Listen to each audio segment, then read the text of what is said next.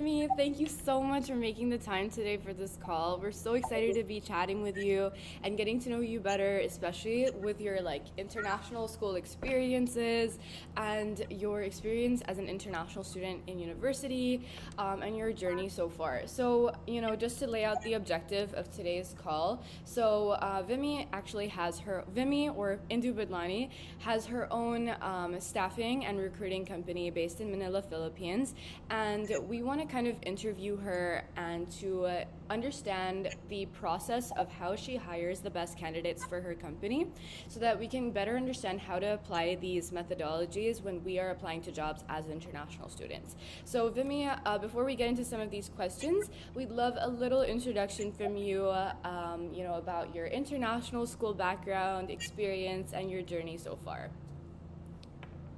Oh, great. Well, thanks so much, Devika. So nice to hear from another Bearcat alumni, ISM alumni. So, hi, everyone. So, my name is Indu Badlani, born, raised in the Philippines. I'm actually a graduate of the International School Manila. And I was there ever since the elementary stages all the way up until high school. So, truly got that experience of being an international school student, and I truly love it.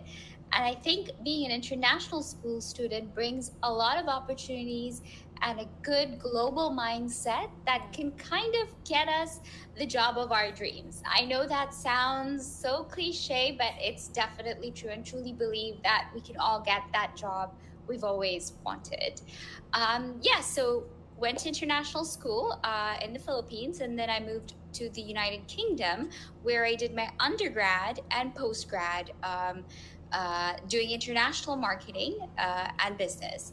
So unfortunately and fortunately, it was a beautiful place. I got to work in the UK for a year and then got to move back to the Philippines.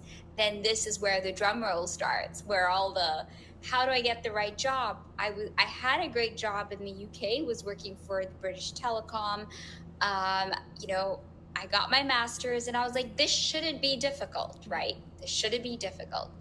But then when you come back home, or when you're looking at an environment that you may not be used to or comfortable with anymore, that's where the challenge starts. Yeah. So I must say it did take me 6 months to land a job that I wasn't sure of at the moment, but grew to appreciate, because that one job leads you to the next job or the next opportunity.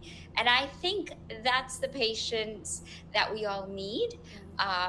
Like anything in life, it comes at the right time, at the right pace. Yeah, amazing. So we'd love to know what sparked your passion for recruiting and staffing.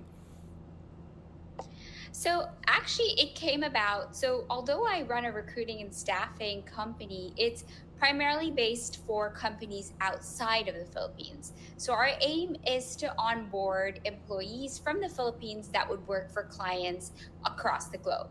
So that passion kind of came about with the whole idea of global collaboration.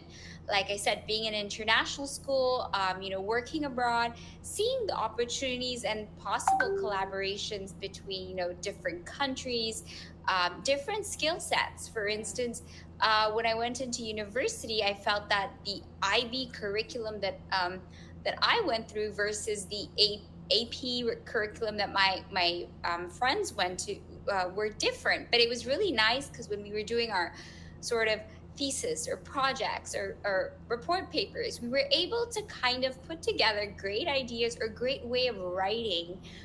So that was kind of like, hey, despite being from different backgrounds and stuff, the opportunity we got to build like this thesis or this paper together and ideas coming together, I was like, hey, this collaboration is invaluable. Yeah. So it would be great if companies across the globe are able to hire folks from different corners of the world to sort of spark that project or spark that product or idea that you're trying to sell or share with the world.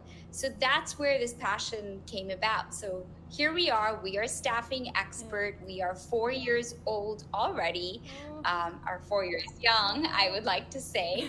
And our goal is really to bring talent, expose talent, share talent without the stress. So we'll recruit, manage the employee so that the client doesn't have to worry about all the other admin stuff. Yeah. So that's where it came about. I love that. I love that. And being in the staffing and recruiting, and I would say outsourcing, is it offshore staffing?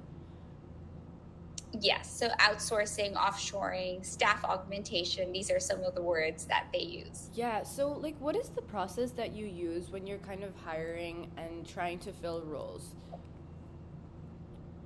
So that's a really good thing. So hiring is actually the key core element, right? It's sort of like you got to knead the dough right, to get the right pizza. I would like to say. Yeah. So basically, it's really first as this staffing agency, we have to understand the role that we're looking for.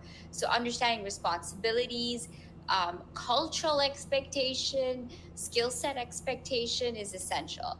And then, of course, the sourcing. So, as a recruiter, we go into various sites or platforms to source. Mhm. So, some people may just think, oh, I'll get a job in LinkedIn.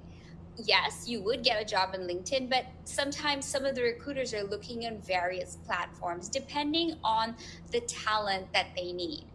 Whether it be medical industry or whether it be for, let's say, the engineering industry or Mhm. social media. So it's really, as a recruiter, we use different sourcing platform to attract and see the different candidates.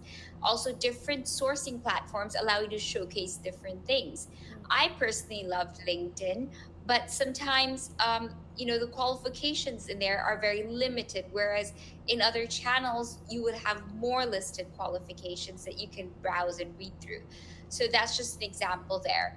And then, of course, we do screening, assessments. That's essential too.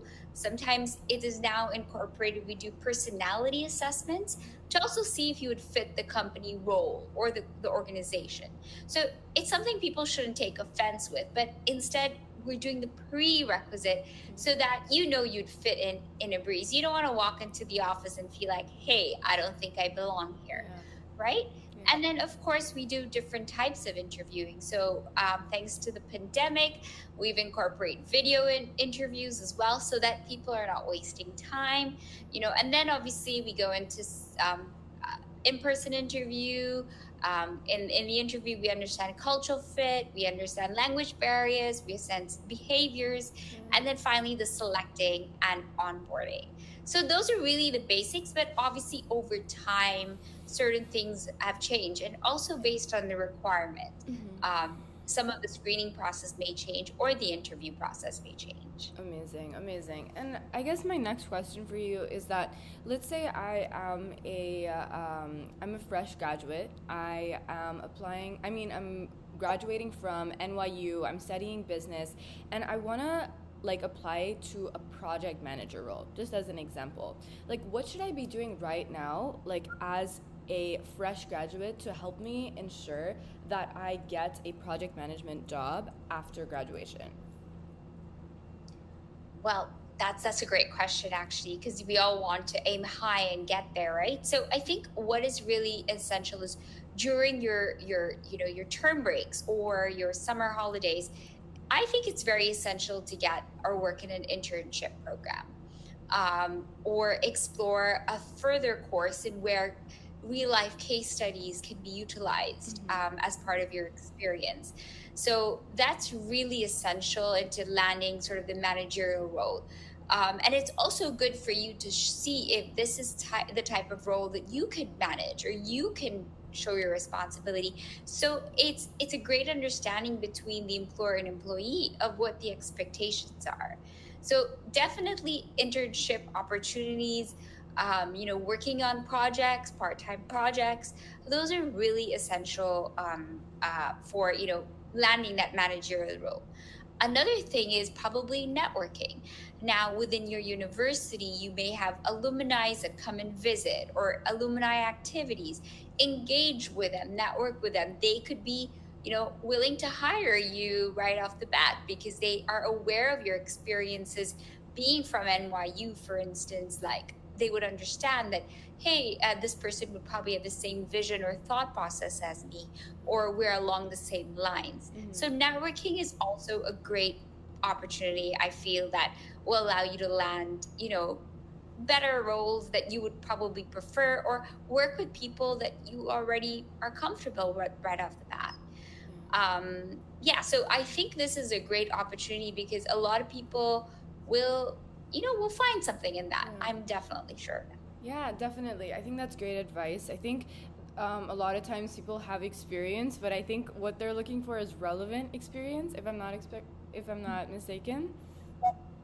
Yes, definitely, definitely. So experience, go try an internship, network, you know, um, learn from others, take a further course, where people out of your university, you can meet them, things like that. Yeah, absolutely. And I guess I think the kind of final things that we want to kind of dive into a little bit is more on kind of the hiring process. So you mentioned earlier you have like different processes that you use, like job analysis, sourcing, screening.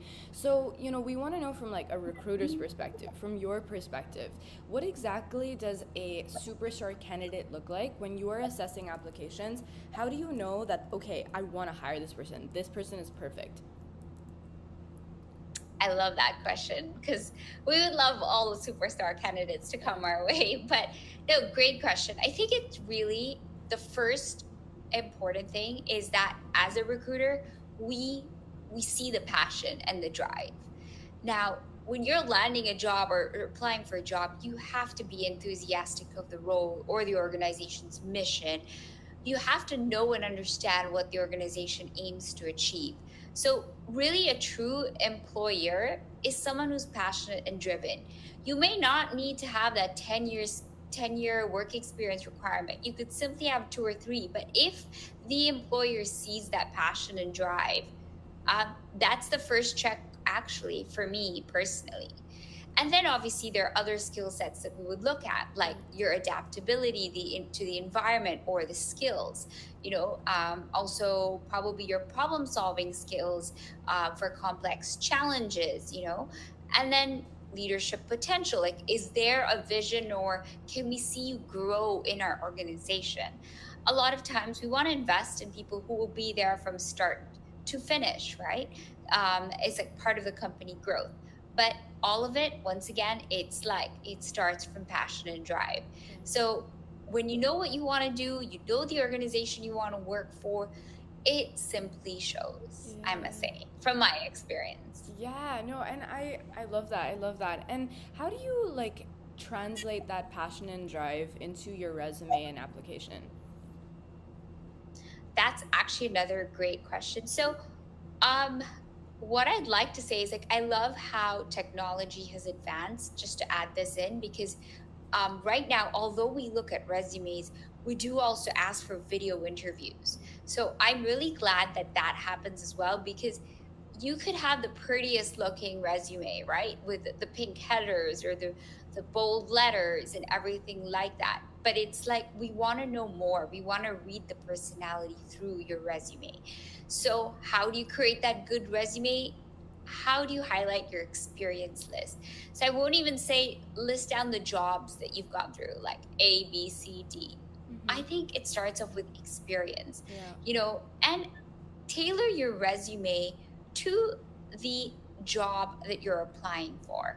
For instance, I may have done a lot of, like, I worked in a bank, and then I'm suddenly applying for a PR marketing position because it's something I'm really passionate about and feel I have the right skill sets. I think targeting that resume to fit that marketing PR, persona or personality that you have is also what's important. I don't really want to be looking at, oh my God, you've done like finance this, finance that, finance this. It's great add ons, but what is it that you want to highlight? And to be honest, we don't want to look through 10 pages of your resume. We want to look at one or two and kind of get an idea that, hey, I want to talk to this person. I think she could be the right fit. Um, and to be fair, when we've been recruiting for others as well, like, they look for that experience that fit their forte. I know a lot of people have career shifts, which is perfectly fine. Even we switch in college, we switch after college, we're still figuring it out. That's okay. That's perfectly fine. those experiences could be listed, but the highlight should be what is that passion or expertise you have that can fit that role for that employer. Amazing, amazing. I love that. That was perfect. And I guess my final question for you is that you mentioned that tailoring your specific application to that role. So, in what ways should I tailor my application, or should we tailor our application? Should it be through the experience or through the little description under the experience? I honestly think so. Obviously, you would list so you have, okay, your header, brief overview about yourself, quick snapshot. I would say 100, 150, 200 words at the most. And then you have your experience list. I think that's essential. And then you could put in your work experience, like probably list the companies you've worked for. That's fine. And then key skill sets. And then other voluntary work, other certifications you may have achieved. Those are great. I know many of you get like a ton of certifications, but again, rethink what certifications may apply for this certain role. Like I said, I don't really want to know that you've been doing everything from your wee elementary days up until then, right? It's really what is relevant to the job you're applying for. Yeah, that's just really my person. But it's good to understand that you have personality. So yes, do mention your voluntary works, your projects. Yeah, those are all great points. Yeah, and then you mentioned under the experience you have like that title. How should I structure the little descriptions under the title of that experience? Good question. So I think you could vary that in different ways. It could start off with simply being, like a project management type, okay? Or it could be brainstorming experience. Like, were you part of a team that was founding a project, and you were executing? So these are where I've become part of the brainstorming part, or where I've been part of the execution part, things like that, or where you've come in and become a problem solver, So show an experience of you being a problem solver. Show an experience of you becoming like part of the brainchild of something. Yeah. Those are great stories, right? Like real life example, or basically it's your case study. Yeah. Your resume is your case study. So that's all I can say. But again, it could be different. Like it could even be for other people under your experience list. You could write like my communication experience, my cultural adaptation experience, my I can't think of many right now, but those are just some of the examples that you could use, as opposed to simply saying, oh, I did this and this and this and this at this company. List the company names, but under your experience list, categorize it, because I'm sure you've got a ton of it. Yeah, and is it important to use like kind of numerical or like quantitative achievements, like for example, reduced XYZ cost by like this amount of percent? Is that important? I don't think that's necessary, honestly. Like when we read that, sometimes it's like it's hard for us to gauge that, like what was that 20% that you reduced. It's hard for us because we don't know what's happening in that company. But once we get into the interview stage, this is where that experiences could be shared. And like I said, we want to have a quick brief resume to be like, okay, like I said, like what is we were talking about like what is the superstar kind of candidate, right? We were talking about that. So I want to see sort of like, oh yeah, she had a leadership role and these were kind of what she did. Oh yeah, okay, she showed, problem solving skills. I get it. Like, so it's already like, okay, you've answered half the questions that the interviewer might ask you. Yeah, no, I love that. Okay, perfect. I think we've gone through all the questions. Thank you so much. Honestly, I think that middle part was like our favorite, where you were like really tailoring your application to the specific role you're applying for. I think that is amazing advice. Thank you so much for that. And yeah, before we hop off, do you have like any final things that you want to share? Well, not really any final things, but really, my advice for all you international students out there, embrace your global perspective, your cultural adaptability, your language skills, your experience, truly network, you know, um, take it all the experiences. You've got it all, and I Yeah. promise you, you will all be landing your favorite job, your dream job, or even starting your own companies. We were built and fit, you know to to find the role of our dreams, because the world is all ours. We are global.